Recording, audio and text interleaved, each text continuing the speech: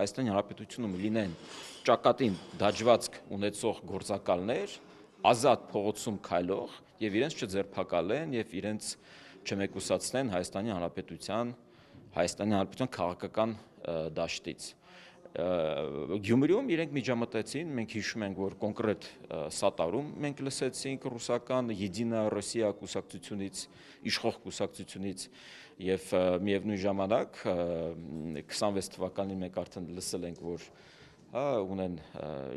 միասնական ժիլետով քաղաքական գործիչ թեկնածու, որի շուրջ պետք է համախմբվեն,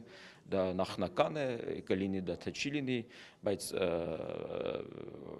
իրենց նպատակն է, որպեսզի այն ընդդիմությունը, որ իրենք ունեն ազգային ժողովում այսօր, որպեսզի մի նման տեսակի ընդդիմություն էլի ունենան ազգային ժողովում